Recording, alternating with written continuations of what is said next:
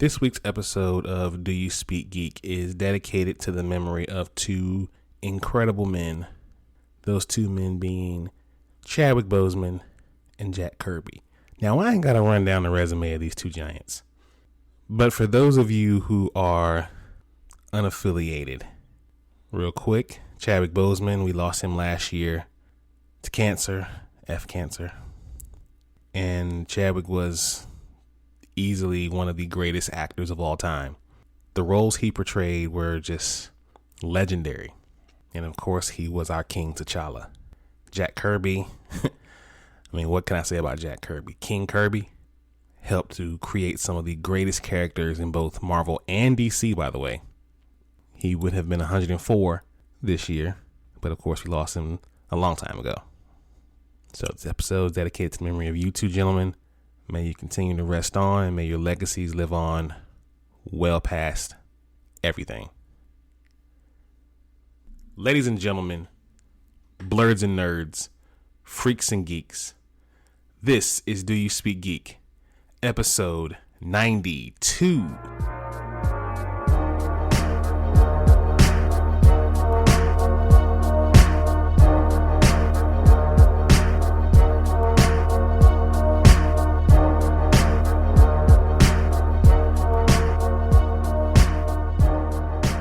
Welcome everybody to Do You Speak Geek. This is the podcast where you can get all your latest news and reviews from the geek realm. I am your host, Nix. Thanks to everybody who has been listening thus far, and for those of you who have just joined us for the first time, welcome to Do You Speak Geek. If you're listening, you're probably listening on Spreaker right now. Shout out to Spreaker, that's the home team. But if you're not on Spreaker, then you're listening to several other outlets out there who give you podcasts. So just wherever you listen to your podcast, search for Do You Speak Geek and be sure to subscribe. DoYouSpeakGeek.com, the only place where you can find everything DYSG. I'm talking merch, I'm talking blogs, I'm talking videos, photos, everything DYSG, even pictures of me and Dono. So, hit up DoYouSpeakGeek.com, save it as a favorite. We'd appreciate that.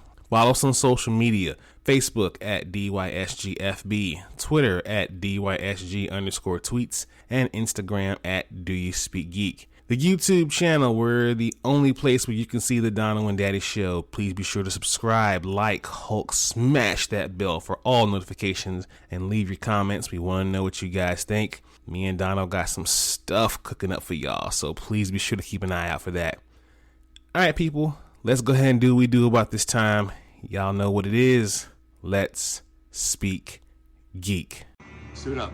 I wanna be the very best. Talk nerdy to me.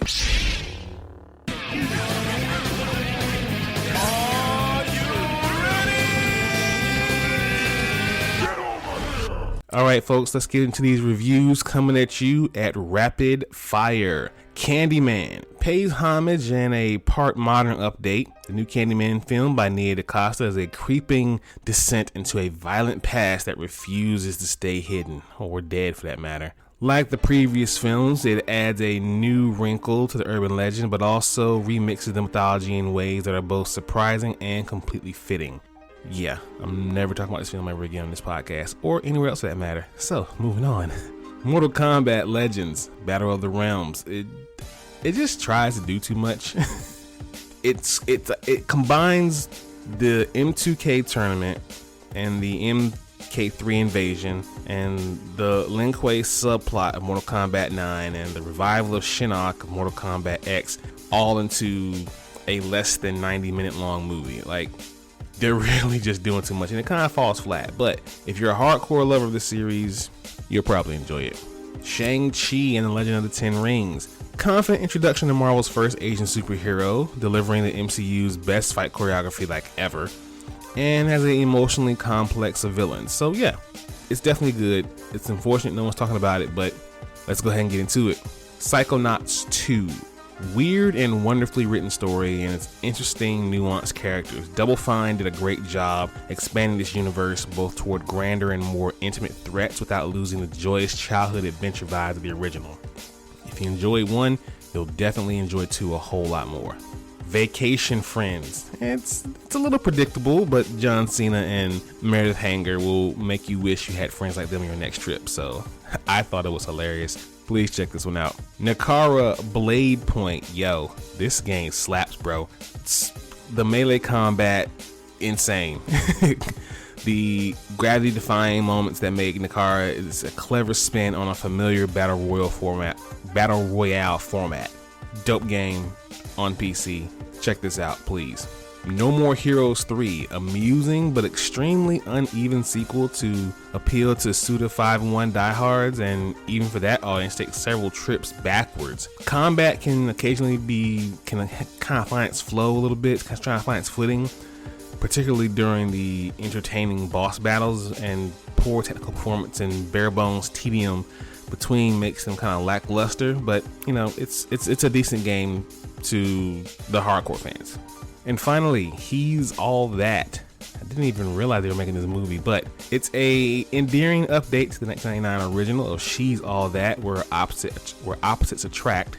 Addison Rae and Cobra Kai's Tanner Buchanan are magnetic leads in this reboot that pays homage to the first film, but it still stands on its own. Check that out on Netflix when you get an opportunity to. Alright, y'all, we gotta talk about this big story this week. And there is no bigger story this week than that of the trailer for Spider-Man No Way Home.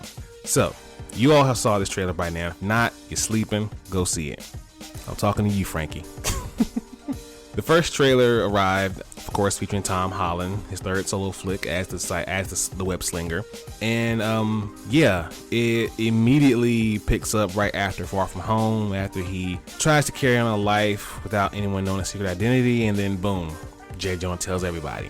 He then seeks out the help of Doctor Strange to make everyone forget, and it goes south.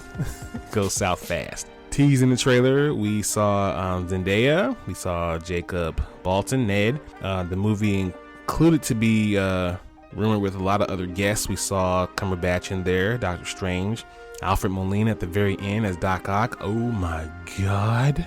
And we also heard the voice of Willem Dafoe. We still are waiting to see if Charlie Cox is going to pop up in here as Daredevil or Matt Murdock. And, you know, with the multiverse, just because bad things come through that gate doesn't mean good things don't come through that gate. And y'all, I mean, it's just a matter of time. We're definitely going to see Tobey Maguire and Andrew Garfield in this movie. I mean, we're going to see them. It's just a matter of us being patient and accepting what they give us, because I trust Kevin Feige. Let's hop into my favorite portion of this show. Y'all know the vibes. Source Wall. Man, you come right out of a comic book. Behold the source wall. Can you read, my son? Well, that depends. There is nothing wrong with reading a story and looking at the pictures. Enough said, Stan. Let's hop right into it. The pull list this week: Telepaths #1, the brand new epic from the comic book legends J. Michael Straczynski and Stephen Epting. An electromagnetic disturbance results in the sudden awakening of telepathic powers in a tenth of the world's population. In the moments after the world comes to grip with this development, newly Boston police find themselves sent against a wrongly convicted prisoner who becomes a hero and leader of other telepaths trying to escape a world in which their powers make them targets. Both are heroes of their own story, and the future may depend on whether or not they can be found trust between each other. Sounds dope. Check that book out. Spawn 321, a small city loses its electrical power. When it's restored, every resident of the city has disappeared. Ooh. Spawn begins to hunt to find them. A twist ending awaits him, and an enemy he thought was gone forever. Oh my God, who in the hell could that be? Pick up 321 to find out. Sinister War #4. Things just got worse for Spider-Man. I'll say. It didn't seem possible, but it's true. If you think you have seen Spider-Man take a beating, you haven't seen anything this brutal. Damn. Poor Peter, can't catch a break, man. Green Lantern 2021 Annual Number 1. Once an agoraphobic, scared to even leave her room, Jessica Cruz overcame her fear to become a Green Lantern and face the darkest and deadliest threats in the universe. But now, Jessica's gone from overcoming her fear to using it as a weapon. When Yellow Lanterns attacked the Green Lantern sector house, she took refuge in the central power battery that was destroyed. Jessica turned the tables on them, giving them something to be afraid of, as she beat them one by one. But now she has been offered a place in the Sinestro Corps. Will she accept? I say do it. You know, we need more Earthlings and other Lantern Corps. I say yeah, definitely do it. Dark Ages number 1. This is what the Watcher has been watching for. A danger older than the Earth threatens everything.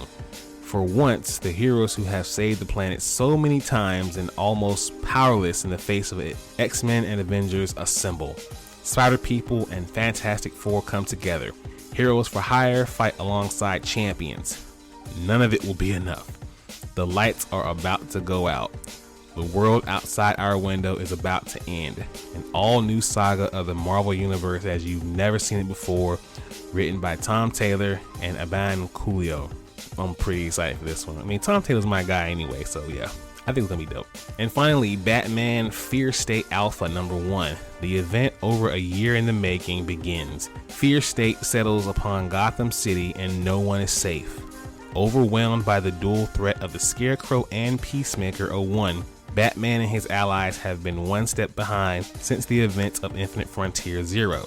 And with the arrival of a mysterious anti-Oracle and the return of Poison Ivy, Batman might have more than he can handle. He definitely looks like it to me. So those are my picks this week, people. Please be sure to hit up your local comic book store and cop all of these. Let's watch this. Watch this, y'all. Thunder! Thunder! Lannister always pays his debts. Whoa, dude. I am the villain of the story. Alright people, Netflix's Cowboy Bebop. We have some shared first images of the upcoming live-action Cowboy Bebop series starring John Cho. As an added bonus, Netflix announced that the live-action series will debut on November 19th. In the first images reveal the upcoming Cowboy Bebop series, the 3 main members of the crew are front and center. There's John Cho as Spike Spiegel, a gun-toting martial arts expert bounty hunter, Mustafa Shakir as Jet Black, an ex-cop and Spike's partner, and Daniela Pineda as Faye Valentine, an erstwhile ally of the crew when she's not pulling off one of her own scores. The images look amazing. I can't wait for the series. I think it's going to be dope. A lot of y'all slept on this, but you know, y'all change y'all tune. Y'all gotta really stop jumping the gun when it comes to these castings, man, and making your opinions just because you see who's in it. Even with the trailer, give it a chance. See the movie, watch the show, then make your opinion. You know, like a normal person. The CW reveals details for the Flash event Armageddon. Now, the CW revealed the first details of Armageddon, the upcoming 5-part premiere event for The Flash, which features appearances by Javicia Leslie as Batwoman, Brandon Routh as the Atom, not Superman this time. A little disappointed there, but whatever. Cress Williams is back as Black Lightning, Kryler Lay as Sentinel, Kat McNamara as Mia Quinn, and Osrit Chow as Ryan Choi. The event, which kicks off on November 16th at 8 p.m. Eastern Standard Time, will pit the superhero team against Eobard Thawne, played by Tom Cavanaugh, and Damien Dark Neil McDonnell. This will mark the first time Chow has appeared in the Arrowverse since appearing in Crisis on Infinite Earths, and the first time McNamara, Lee, and Williams will appear since the end of Arrow, Supergirl, and Black Lightning, respectively.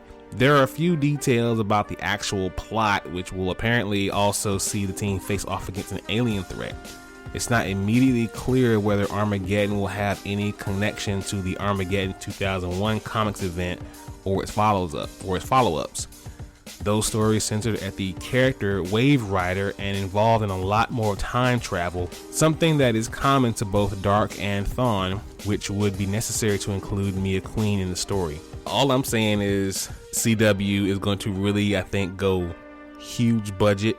It may get cheesy, Like, just make it dope, okay? That's all I'm saying. Just make it dope. Because you know how people feel about the CW and its shows right now, and if it's not dope, we're gonna crap all over that thing.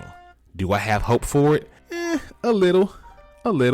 But, you know, I guess we'll see what happens. If nothing else, the costumes are gonna be dope. I already know that. They're gonna be dope costumes. Manifest officially picked up for Netflix for season 4. So it looks like the canceled NBC series has found a new home at Netflix. This will allow the series creators the opportunity to conclude the various dangling plot threads that went unresolved by season 3's cliffhanger.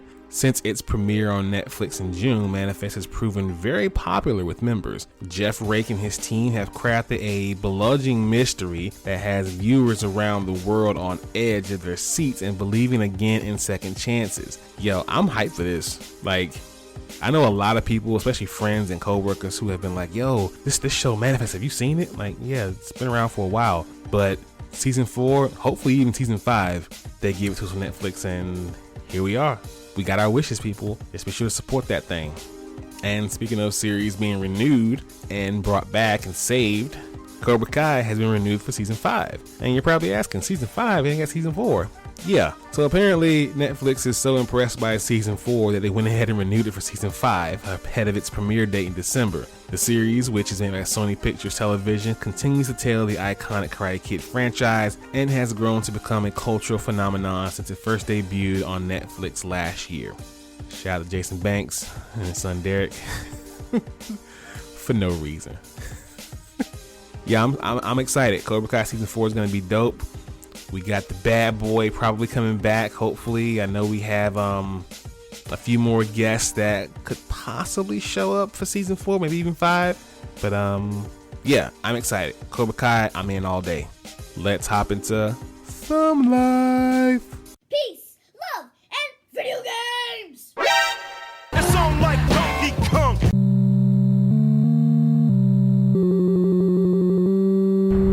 Jackpot. That man is playing Galaga.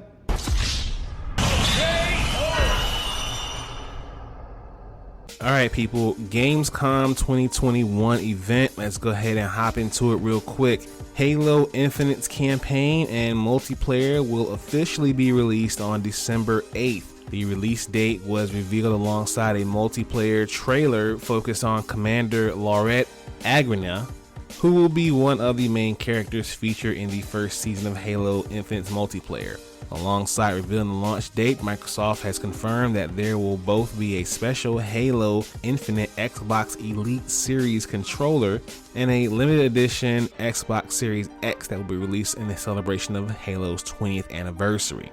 Definitely want to go ahead and cop that thing, y'all got a chance. Not only did we get our first 15 minutes of a hands-off preview of Elden Ring, but we learned how the game's new summoning mechanic won't make the game easier, how the in-game text is being written by Miyazaki and not George R.R. Martin, and how Elden Ring's lore will be discovered by interactive with important NPCs. The game seems pretty intricate, you know, with the text and interacting with NPCs, and helps you discover more of the realm. Oh yeah, that's interesting. That's pretty dope right there. Marvel's Midnight Suns is a new strategy game from Firaxis Games that looks to be a superpowered version of the studio's XCOM franchise. While the game will feature customizable superheroes, it will also feature iconic Marvel characters like Iron Man, Wolverine, Captain America, Captain Marvel, and more. The game is set to be released on March of 2022, and the first gameplay trailer will be revealed on September 1st. While we still have yet to see gameplay of Midnight Suns, the game's creative director Jake Solomon spoke to IGN about the comic books and character inspired by the game, including the rise of Midnight Suns, Ghost Rider, and Blaze, Spirit of Vengeance characters like Nico from the Runaways, and Robbie Reyes as Ghost Rider. Looks pretty amazing from the trailer. Can't wait to see what the gameplay looks like. It'll help me determine whether I cop it or not. And I'm still a Marvel guy, but we'll see. We'll see. A brand new Saints Row will be released on the 25th of 2022 for PS5, PS4, Xbox Series XS, Xbox One, and PC. And the first trailer gives fans a new look at the city of Santo Elos, which appears to make inspiration from the American Southwest. There are 3 main gangs in this new reboot of Saints Row, and Opening Night Live also shared the first glimpse of gameplay footage. We also got a behind closed doors look at Saints Row gameplay, and it looks to take a similar tone of Saints Row 3 as opposed to the GTA-like first 2 entries and over-the-top ridiculousness of the first 2. It's Saints Row. It's gotta be ridiculous. It's gotta be over the top. It's not gonna be fun if it's not. Like we all know, Saints Row is just GTA on speed. You know, it's supposed to be completely out of this world, and that's what we want. The game has been delayed out of 2021, but Guerrilla Games revealed fans won't have to wait too much longer on Horizon Forbidden West, as it will be released on PS5 and PS4 on February 18th. To help with the wait, Guerrilla Games has released a 60 FPS patch to the Horizon Zero Dawn on PS5. Nice little consolation prize, but you know what I really want. Lego Star Wars: The Skywalker Saga got a brand new gameplay trailer and a spring 2022 release window. This follows the game's delay from spring 2021, and this extra time will surely give TT Games a chance to make a game worthy of that galaxy far, far away. I know me and Don are gonna rock that one, absolutely. Lego games are just so fun, they really are. The microphone-wielding journalist April O'Neil will be one of the playable characters in the upcoming Teenage Mutant Ninja Turtles Shredder's Revenge. And if that wasn't enough April O'Neil for you, it was also announced that the O'Neil character and Cat Dog are the latest fighters in Nickelodeon All-Stars Brawl. About time y'all put some respect on the name April O'Neil. Absolutely, I'm with it. And a playable character alongside the Turtles, have her and Donnie Rex, man, yeah, let's get it. Toby Gard, the creator of Tomb Raider's Lara Croft, is leading the charge on a new game called Dream Cycle that is described as a psychedelic adventure where players can slash, shoot, and loot their way through over 10,000 very mysterious and crazy worlds. Wow, over 10,000. That kind of hit the same way when old boy told Steppenwolf that 10,000 worlds. Like, oh my God, what? One of the funniest parts of the Snyder Cut. Giants Uprising cinematic trailer. Oh my God, this was beautiful.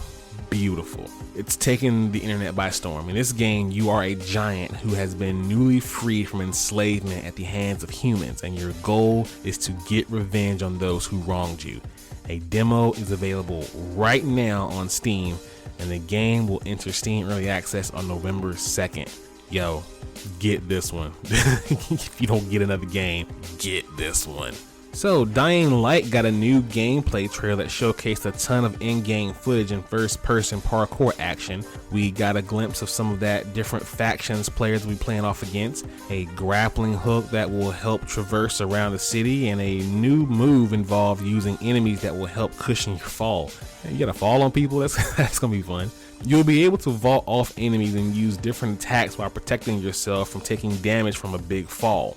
This is what the Nintendo Switch reveal here, and it has over 100 hours of gameplay from a single playthrough. So that Platinum Edition for Nintendo Switch, y'all, please be sure to check that one out, and that's gonna be what it is. Get to fall on people? Yes. Break my fall. Yeah. Oh man. Okay, let's speak technical for a moment. Technically speaking, your technological advancements 1.21 gigawatts. Have you tried turning it off and on again? All right, technically speaking, Apple is finally ready to settle a years-old lawsuit from developers. Now, as a result of a class action lawsuit from US app developers, Apple has announced a slew of changes to the App Store as part of a proposed settle agreement.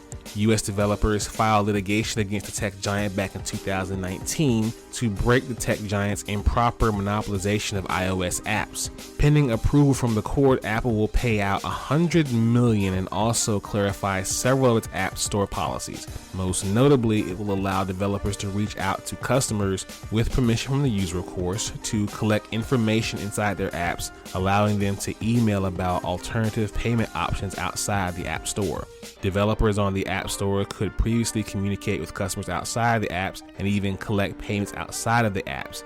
Example, renewing a Netflix subscription on the Netflix official website. Prior to this proposed settlement, developers were not allowed to communicate with iOS customers about other payment options available outside of the App Store. However, the potential changes to the App Store will still not allow developers to inform iOS users about alternative payment options from within the app itself, so that developers could bypass the App Store tax, a 30% cut Apple receives from the in-app payment system.